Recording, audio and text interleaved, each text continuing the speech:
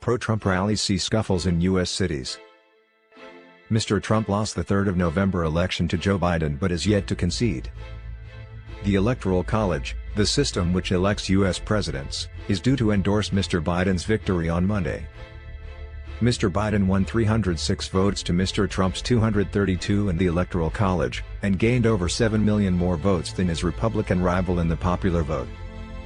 In the nation's capital, police sought to keep the two sides apart, a strategy that included sealing off Black Lives Matter Plaza where counter-demonstrators had gathered.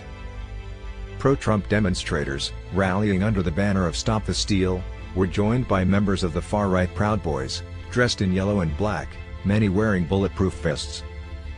As night fell, Proud Boys and Antifa counter-demonstrators, mostly separated by police lines, yelled insults at each other.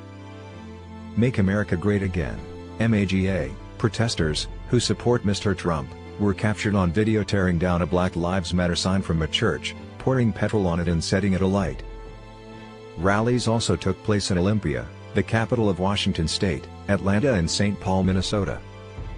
Police in Olympia said one person had been shot and 3 arrested as rival groups clashed.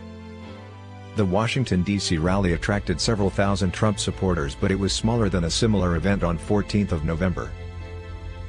Few participants wore masks despite COVID-19 restrictions. Mr. Gorka urged the president not to give up his legal campaign, based on debunked allegations of electoral fraud, to reverse the election result. Mr. Trump has now lost more than 50 cases linked to the election. Cheers erupted as the presidential helicopter, Marine One, flew over the Washington rally carrying Mr. Trump to the Army-Navy football game at West Point, New York.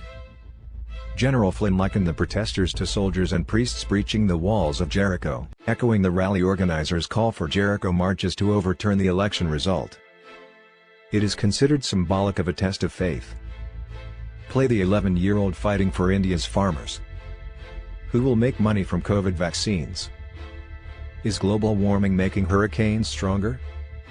Video: Is global warming making hurricanes stronger? Will there be mass testing at your child's school? U.S. election, pro-Trump rallies see scuffles in U.S. cities. 4. Electoral College, the people who ultimately pick the U.S. president. 5.